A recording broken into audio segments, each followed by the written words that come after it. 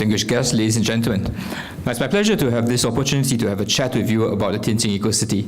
Kun Hin has spoken at length about what has been done in Singapore. I'd like to focus on two slices of this pie. One is really about sustainability in urbanization, and second, about something that Singapore is doing beyond just the confines of Singapore. Now, first, perhaps we can chat a little bit about eco-cities.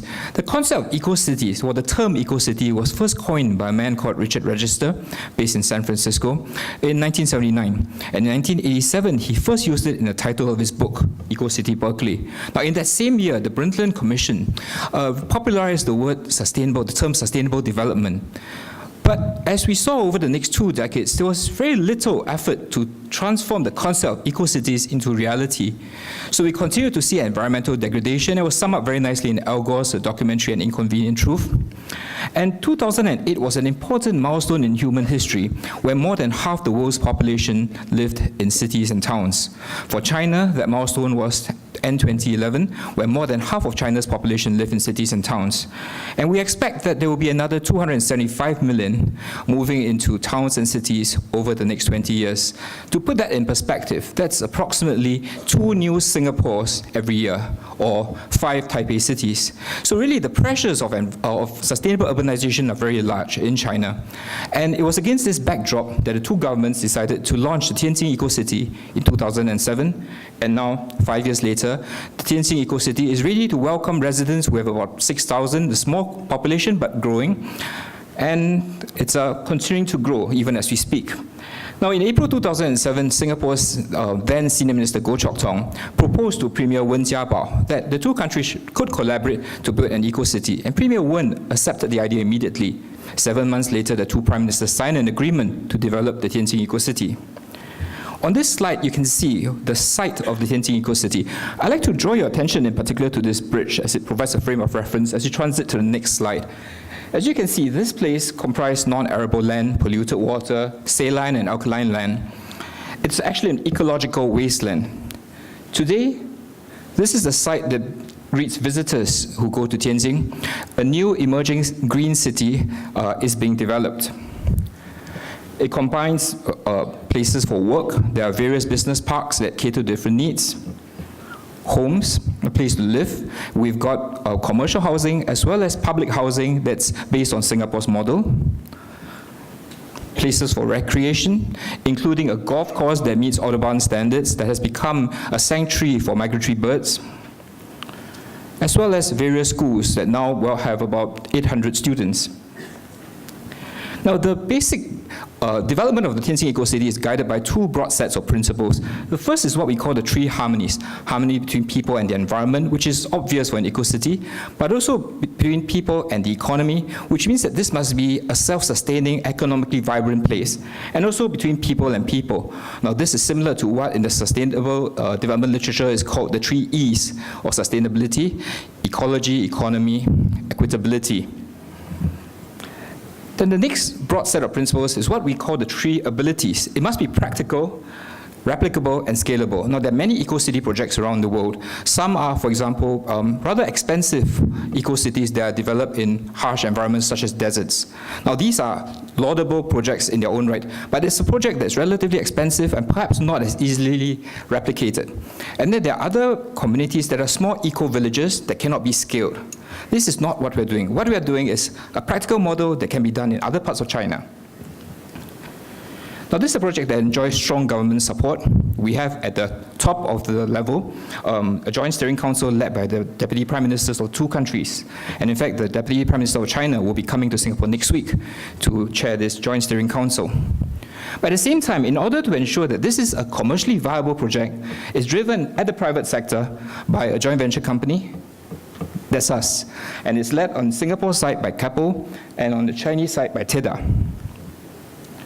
On the screen now you see an aerial picture of the eco-city. This was taken about a year ago. And you can see roughly where the buildings are. That's the 3-kilometer startup area. And the long-term plan is to build a 30 square kilometer project over 10 to 15 years. Now, what is eco about Tianjin Eco-City project? There is some degree of skepticism around the world about the many projects that profess to be eco in China. I've attended many international conferences, and experts have shared what are their expectations of an eco-city. For example, site selection. Is it an appropriate non-agricultural site, or was it done by tearing down a nice ecology? Is it a compact, mixed-use, people-friendly development, or is it a sprawling, car-friendly development? And I'm pleased to say that I'm able to put a little tick against each of these boxes. Let me show you some ways in which the Tianjin Eco-City is eco. For a start, an eco-city begins with eco-master planning. And the Tianjin Eco-City was designed to be pedestrian-friendly, to be highly walkable. The basic building block is an eco-cell, roughly 400 meters by 400 meters, because studies have shown that that is what most consider a walkable distance. Then we have community walkways cutting through the cells, so people can walk through them instead of having to walk around them. And then we also have a 12-kilometer-long green spine, an eco-valley, running through the eco-city connecting all its major nodes. This is a bit like the Park Connector in Singapore or the High Line in New York. In addition, while there's a lot of discussion on eco-cities, there is no international definition of what constitutes an eco-city. In that sense, I think the Singapore and Chinese governments put in place a rather groundbreaking framework of key performance indicators that measure exactly what we're trying to do. And in fact, now I've attended many conferences in China where Chinese officials come to us and say, we've studied your KPI framework, we are trying to go for even more than the KPIs you've set. And I think that's wonderful when we're able to bring about this mindset change to focus on sustainability beyond just, say, GDP growth. One other iconic project in the Tianjin Eco-City is the transformation of this decades-old sewage pond into this water body for recreational use.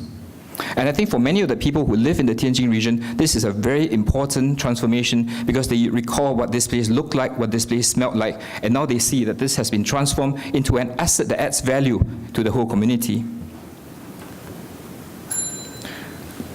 Another feature of Tianjin Eco-City, and we can do this because we're a greenfield site, is that all the buildings are green buildings.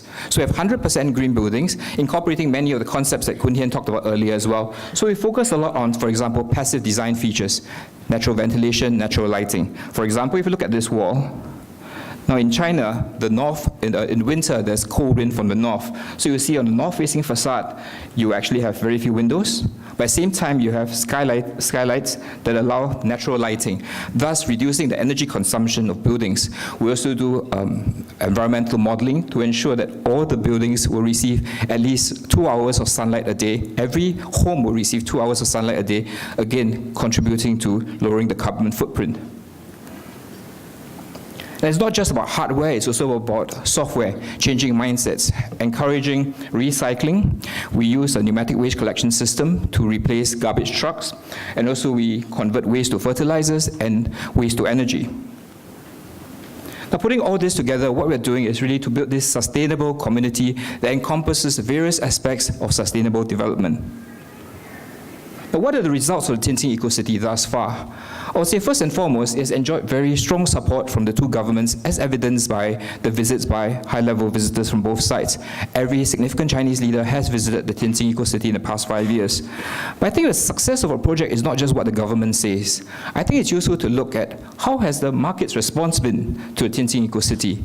And in this regard, I'm pleased to say that many of the world's top developers have committed to building green homes in the Eco-City, including top developers from many of the countries represented in this room, such as Sunway from Malaysia, Ayala Land from the Philippines, Samsung from Korea, Keppel Land from Singapore, and so on. Now, apart from developers, many top companies have also found the Eco-City to be a good showcase for their urban products and solutions. This includes, for example, Siemens, that's using the Eco-City to test bed and launch some of their urban solutions, Philips, that's using this as a test bed for their lighting solutions, and so on. Apart from this, I think the Tianjin Eco-City has got very positive international recognition for what we're trying to do. And we're invited to many international conferences to share our experience, especially to developing countries. And many of the world's media, whether it's CNN, BBC, have all reported on the Tianjin Eco-City. But I think most important of all must be what do the people think. And so far, we have been able to attract increasing numbers of residents to the Eco-City. I mentioned earlier we have 6,000 people. Doesn't sound like a lot until we put in perspective that 1 year ago it was 1,000, and before that we had no significant population on this wasteland. But of course, I think for a meeting like this, it will not be meaningful to just talk about the positives. I think there are many issues we have to confront in developing an eco-city.